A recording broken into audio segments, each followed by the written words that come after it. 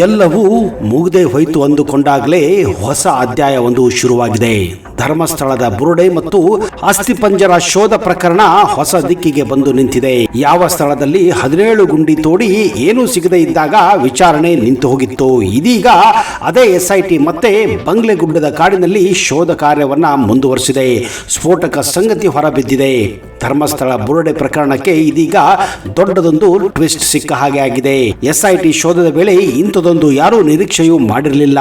ಇಂಥದೊಂದು ಬೆಳವಣಿಗೆ ನಡೆದು ಹೋಗಿದೆ. ಅದುವೇ ಬಂಗ್ಲೆಗುಡ್ಡದಲ್ಲಿ SIT ಶೋಧಕ್ಕಿಳಿದಾಗ ಒಂದು ಅಸ್ಥಿಪಂಜರ, ತಲೆಬುರುಡೆ ಹಾಗೂ ಹಲವು ಮೂಳೆಗಳು ಸಿಕ್ಕಿರುವ ಸ್ಫೋಟಕ ಮಾಹಿತಿ ಈಗ ಲಭ್ಯವಾಗಿದೆ. ಸೌಜನ್ಯ ಮಾವ ವಿಠ್ಠಲಗೌಡ ಬಂಗ್ಲೆಗುಡ್ಡದಲ್ಲಿ ಶವಗಳ ರಾಶಿ ಇದೆ ಅಂತ ಹೇಳುವ ಬೆನ್ನಲ್ಲೇ SIT ಅಧಿಕಾರಿಗಳು ಶೋಧ ಕಾರ್ಯ ನಡೆಸಿದ್ದು, ಮೊದಲಿಗೆ ಮೂಳೆಗಳು ಪತ್ತೆಯಾಗಿವೆ. ಬಳಿಕ ಮಾನವನ ಅಸ್ಥಿಪಂಜರ ಹಾಗೂ ತಲೆಬುರುಡೆ ಪತ್ತೆಯಾಗಿದ್ದು, ಧರ್ಮಸ್ಥಳ ಪ್ರಕರಣಕ್ಕೆ ಸಂಬಂಧಿಸಿದಂತೆ ಮತ್ತೊಂದು ಅಧ್ಯಾಯ ಶುರುವಾಗಿದೆ. ಹೀಗೆ 5 ಕಡೆ ಭೂಮಿಯ ಮೇಲೆ ಶೋಧ ನಡೆಸಿದಾಗ ತಲೆಬುರುಡೆ ಹಾಗೂ ಮೂಳೆಗಳು ಸಿಕ್ಕಿವೆ. ಇನ್ನು ಭೂಮಿಯ ಮೇಲ್ಭಾಗದಲ್ಲಿ ಅಸ್ಥಿಪಂಜರ ಅವಶೇಷಗಳು ಪತ್ತೆಯಾಗಿದ್ದು, ಬಕೆಟ್ನಲ್ಲಿ ಮೂಳೆ, ತಲೆಬುರುಡೆ ತುಂಬಿಕೊಂಡು SIT PVC ಪೈಪ್ಗಳನ್ನು ಸೀಲ್ ಮಾಡಿ ಕಾಡಿನಿಂದ ಹೊರಗೆ ತಂದಿದ್ದಾರೆ. ಒಟ್ಟಿನಲ್ಲಿ ಬಂಗ್ಲೆಗುಡ್ಡಿನಲ್ಲಿ ಸಿಕ್ಕ ಅಸ್ಥಿಪಂಜರ, ಮೂಳೆಗಳು ತನಿಖೆಯನ್ನ ಹೊಸ ದಿಕ್ಕಿಗೆ ಹೊರಳಿಸಿದ್ದು, ಇದರಿಂದ ಹೊಸ ಕಥೆ ಹೊರಗೆ ಬರುತ್ತಾ ಎನ್ನುವುದನ್ನು ನಾವು ಕಾದು ನೋಡಬೇಕಾಗಿದೆ. ಇದಕ್ಕೆಲ್ಲ ಕಾರಣ ವಿಠ್ಠಲಗೌಡ ತಾನೇ ಬಂಗ್ಲೆಗುಡ್ಡದಲ್ಲಿ ತಲೆಬುರುಡೆಯನ್ನ ತಂದು ಚಿನ್ನಯ್ಯನಿಗೆ ಕೊಟ್ಟಿರುವ ವಿಷಯ SITಗೆ ಹೇಳಿದ್ದ. ಹೀಗಾಗಿ ಬಂಗ್ಲೆಗುಡ್ಡದಲ್ಲಿ ಸ್ಥಳ ಮಹಾಜರು ಮಾಡಲು SIT ಮುಂದಾಗಿದ್ದರು. ಅಷ್ಟಕ್ಕೂ ಈ ಸ್ಥಳ ಮಹಾಜರು ಅಂದ್ರೆ ಏನು ಅಂತ ನಿಮ್ಮಲ್ಲಿ ಎಷ್ಟು ಜನಕ್ಕೆ ಗೊತ್ತು?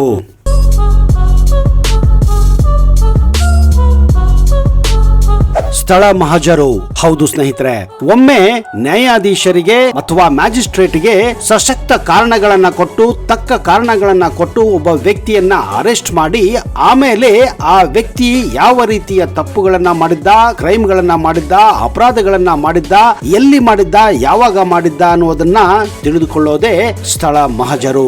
ಈ ಸ್ಥಳ ಮಹಾಜರು ಇದಕ್ಕೆಲ್ಲ ಸಹಾಯ ಮಾಡುತ್ತದೆ.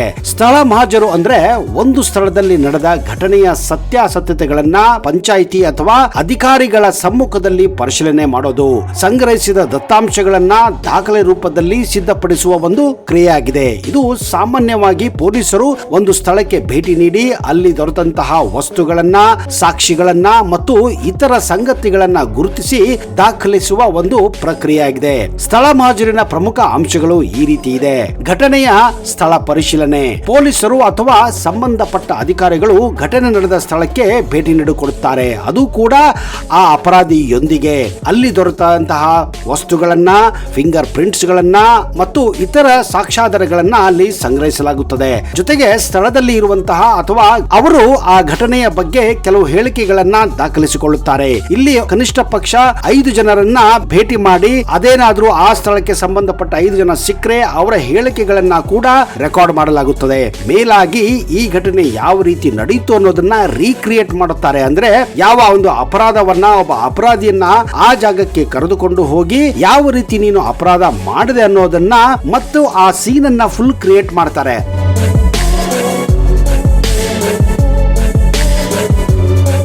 ಆ ಒಬ್ಬ ಅಪರಾಧಿ, ಸರ್ ನಾನು ಇಲ್ಲಿ ಬಂದೆ, ಅಲ್ಲಿ ಒಬ್ಬ ವ್ಯಕ್ತಿ ಇದ್ದ, ಅವನನ್ನ ನಾನು ಕೊಲೆ ಮಾಡದೆ, ಈ ರೀತಿ ಕೊಲೆ ಮಾಡದೆ, ಇಲ್ಲೇ ಅವನು ಸತ್ತೋದ, ಈ ರೀತಿ ವಿಷಯಗಳನ್ನ ಮತ್ತೆ ಆ ಸೀನ್ ಅನ್ನ ರೀಕ್ರಿಯೇಟ್ ಮಾಡೋದಕ್ಕೆ ಸ್ಥಳ ಮಹಾಜರು ತುಂಬಾನೇ ಇಂಪಾರ್ಟೆಂಟ್ ಆಗಿರುತ್ತದೆ. ಈ ಘಟನೆಯನ್ನ ಮತ್ತೆ ಎಲ್ಲವನ್ನ ಚಿತ್ರೀಕರಣ ಕೂಡ ಮಾಡಲಾಗುತ್ತದೆ. ಕೆಲವೊಮ್ಮೆ ಹಿಂದೆ ಬರೀ ಫೋಟೋಗ್ರಾಫ್ಸ್ ತೆಗಿತಾ ಇದ್ರು, ಈಗ ವಿಡಿಯೋ ಮಾಡೋಕೆ ಸಹಿತ ಅವಕಾಶವನ್ನ ಕೊಡಲಾಗಿದೆ ಮತ್ತು ನಕ್ಷೆಯನ್ನ ಕೂಡ ಅಲ್ಲಿ ಸಿದ್ಧಪಡಿಸಲಾಗುತ್ತದೆ. ಒಂದು ಸಾರಿ ಆ ಒಂದು ಕ್ರೈಮ್ ಸೀನ್ ಅನ್ನ ಕ್ರಿಯೇಟ್ ಮಾಡಿ ಆ ಕ್ರೈಮ್ ಸೀನ್ ಅನ್ನ ಸುತ್ತಲೂ ಒಂದು ನಕ್ಷೆ ಪಡಿಸಿ ಅಲ್ಲಿ ಯಾರು ಹೋಗದ ಹಾಗೆ ನೋಡಿಕೊಳ್ಳಬೇಕಾಗುತ್ತದೆ. ಸಾಮಾನ್ಯವಾಗಿ 2 ಅಥವಾ 3 ಜನ ಸ್ಥಳೀಯರ ಒಂದು ಸಾಕ್ಷಿಗಳನ್ನ ಕೂಡ ಅಲ್ಲಿ ಸಂಗ್ರಹಿಸಲಾಗುತ್ತದೆ. ಈ ರೀತಿ ಸಂಗ್ರಹಿಸಿದ ಎಲ್ಲಾ ಮಾಹಿತಿ, ಎಲ್ಲಾ ಸಾಕ್ಷಿಗಳನ್ನ ಒಂದು ವರದಿಯಲ್ಲಿ, ಅಂದ್ರೆ ಇದನ್ನ ಮಹಾಜರು ವರದಿ ಅಥವಾ ಪಂಚನಾಮೆ ಅಂತ ಕೂಡ ದಾಖಲಿಸ್ತಾರೆ. ಇದರ ಉದ್ದೇಶ ಏನಪ್ಪಾ ಅಂದ್ರೆ ನ್ಯಾಯಾಲಯದಲ್ಲಿ ಈ ಘಟನೆ ಬಗ್ಗೆ ಸ್ಪಷ್ಟವಾದ ಮತ್ತು ನಿಖರವಾದ ಮಾಹಿತಿ ನೀಡೋಕೆ ಇದು ಸಹಾಯ ಮಾಡುತ್ತದೆ. ತನಿಖೆಗೆ ಒಂದು ಪುರಾವೆಯಾಗಿ ಇದು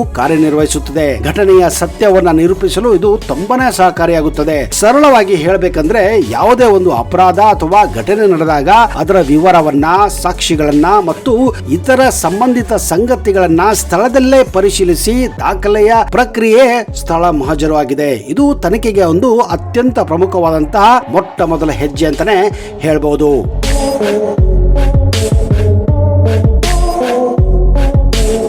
ಪೊಲೀಸ್ ಕಸ್ಟಡಿ ಅಂದ್ರೆ ಪೊಲೀಸರು ಒಬ್ಬ ಆರೋಪಿಯನ್ನ ತಮ್ಮ ದೈಹಿಕ ಅಂದ್ರೆ ಫಿಸಿಕಲ್ ವಶದಲ್ಲಿ ಇಟ್ಕೊಳ್ಳೋದಕ್ಕೆ ಮತ್ತು ವಿಚಾರಣೆ ನಡೆಸೋಕೆ ಅಥವಾ ತನಿಖೆ ಮಾಡುವ ಒಂದು ಪ್ರಕ್ರಿಯೆ ಆಗಿದೆ. ಇದರಲ್ಲಿ ಆರೋಪಿಯನ್ನ ಪೊಲೀಸರು ಪೊಲೀಸ್ ಠಾಣೆಯ ಲಾಕಪ್ಗೆ ಕಳಿಸಲಾಗುತ್ತದೆ ಮತ್ತು ಪೊಲೀಸರು ಅವನನ್ನ ವಿಚಾರಣೆ ನಡೆಸಲು, ಸಂಗತಿಗಳನ್ನ ಪತ್ತೆ ಹಚ್ಚಲು ಮತ್ತು ಅಗತ್ಯವಿದ್ದರೆ ಕದ್ದ ವಸ್ತುಗಳನ್ನ ವಸೂಲಿ ಮಾಡಲು ಈ ಕಸ್ಟಡಿಯನ್ನ ಬಳಸಿಕೊಳ್ತಾರೆ. ಪೊಲೀಸ್ ಕಸ್ಟಡಿಯ ಮುಖ್ಯಾಂಶಗಳು ಈ ರೀತಿ ಇದೆ. ಅರೆಸ್ಟ್ ಮಾಡಿದ ನಂತರ ಒಬ್ಬ ವ್ಯಕ್ತಿಯನ್ನ ಅವನನ್ನ 24 ಗಂಟೆ ಒಳಗೆ ವಿಚಾರಣೆ ಮಾಡಿ ನ್ಯಾಯಾಲಯದ ಮುಂದೆ ಹಾಜರುಪಡಿಸಬೇಕಾಗುತ್ತದೆ. ಪೊಲೀಸರು ಆರೋಪಿಯನ್ನ ವಿಚಾರಣೆ ನಡೆಸಲು, ತನಿಖೆಗೆ ಸಂಬಂಧಪಟ್ಟ ಸಂಗತಿಗಳನ್ನ ಹೊರತೆಗೆಯಲು ನ್ಯಾಯಾಲಯಕ್ಕೆ ಪೊಲೀಸ್ ಕಸ್ಟಡಿಯನ್ನ ಕೋರಬಹುದು. ಆರೋಪಿಯನ್ನ ಪೊಲೀಸ್ ಕಸ್ಟಡಿಗೆ ಪಡೆಯಲು ಪೊಲೀಸರು ಮ್ಯಾಜಿಸ್ಟ್ರೇಟ್ ಅಥವಾ ನ್ಯಾಯಾಲಯದಿಂದ ಅನುಮತಿ ಪಡೆಯಬೇಕಾಗುತ್ತದೆ. ಸುಖ ಸುಮ್ಮನೆ ಯಾರನ್ನ ಕರೆತಂದು ವಿಚಾರಣೆ ಮಾಡೋಕೆ ಅದರಲ್ಲೂ ಪೊಲೀಸ್ ಠಾಣೆಯಲ್ಲಿ ಸಾಧ್ಯವಿಲ್ಲ. ಇದಕ್ಕೂ ಕೂಡ ನೀವು ನ್ಯಾಯಾಲಯದ ಅಥವಾ ಮ್ಯಾಜಿಸ್ಟ್ರೇಟ್ ಅನುಮತಿ ಪಡೆಯಲೇಬೇಕು. ಪೊಲೀಸ್ ಕಸ್ಟಡಿ ಅಂದ್ರೆ ಕೇವಲ ಪೊಲೀಸರಿಗೆ ಮಾತ್ರ ಅಲ್ಲ, ಇದು ಬೇರೆ ತನಿಖಾ ಸಂಸ್ಥೆಗಳಿಗೂ ಕೂಡ ಅನ್ವಯಿಸುತ್ತದೆ.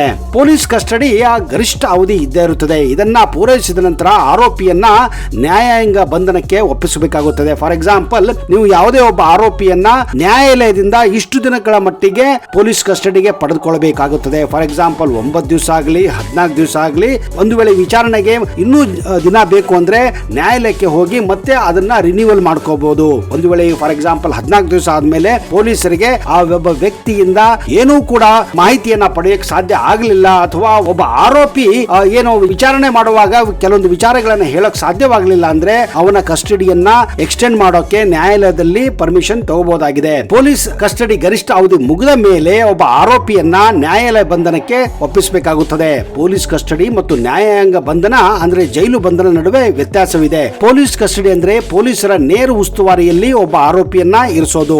ಆದ್ರೆ ನ್ಯಾಯಾಂಗ ಬಂಧನ ಅಂದ್ರೆ ಮ್ಯಾಜಿಸ್ಟ್ರೇಟ್ ಅಂದ್ರೆ ನ್ಯಾಯಾಧೀಶರ ವಶದಲ್ಲಿ ಇರೋದು. ನ್ಯಾಯಾಂಗ ಬಂಧನ ಅಂದ್ರೆ ಯಾವುದೇ ವ್ಯಕ್ತಿಯನ್ನ ಮ್ಯಾಜಿಸ್ಟ್ರೇಟ್ ಅಥವಾ ನ್ಯಾಯಾಂಗದ ಆದೇಶದ ಮೇಲೆ ಜೈಲಿನಲ್ಲಿ ಇರಿಸೋದು. ಅಂದ್ರೆ ಪೊಲೀಸ್ ಕಸ್ಟಡಿಯಲ್ಲ, ಪೊಲೀಸ್ ಠಾಣೆಯಲ್ಲ ಅಥವಾ ಪೊಲೀಸರ ವಶದಲ್ಲಿ ಅಲ್ಲ, ಅವನು ನ್ಯಾಯಾಧೀಶರ ಕಸ್ಟಡಿಯಲ್ಲಿ ಒಂದು ಜೈಲಿನಲ್ಲಿ ಇರ್ತಾನೆ. ಇದು ಭಿನ್ನವಾಗಿರುತ್ತದೆ. ಆರೋಪಿಯು ನ್ಯಾಯಾಲಯದ ಅಥವಾ ಮ್ಯಾಜಿಸ್ಟ್ರೇಟ್ ಅಧೀನದಲ್ಲಿರುತ್ತಾನೆ, ಪೊಲೀಸರ ನೇರ ನಿಯಂತ್ರಣದಲ್ಲಿ ಇರೋದಿಲ್ಲ. ತನಿಖೆಯ ಸಮಯದಲ್ಲಿ ಸಾಕ್ಷ್ಯನಾಶ, ಸಾಕ್ಷಿಗಳ ಮೇಲೆ ಪ್ರಭಾವ ಬೀರಲು ಅಥವಾ ತಲೆಮರೆಸಿಕೊಳ್ಳುವುದನ್ನ ತಡೆಯಲು ಈ ನ್ಯಾಯಾಂಗ ಬಂಧನವನ್ನ ವಿಧಿಸಲಾಗುತ್ತದೆ. ಮ್ಯಾಜಿಸ್ಟ್ರೇಟ್ ಆದೇಶ ಮೇರೆಗೆ ಆರೋಪಿಯನ್ನ ಜೈಲಿನಲ್ಲಿ ಇಡಿಸಲಾಗುತ್ತದೆ. ಈ ರೀತಿ ಬಂಧನದಲ್ಲಿ ಪೊಲೀಸರು ಆರೋಪಿಯನ್ನ ವಿಚಾರಣೆಗೆ ಕೇಳುವುದಕ್ಕೆ ಮ್ಯಾಜಿಸ್ಟ್ರೇಟ್ ಅನುಮತಿ ಪಡೆಯಬೇಕಾಗುತ್ತದೆ.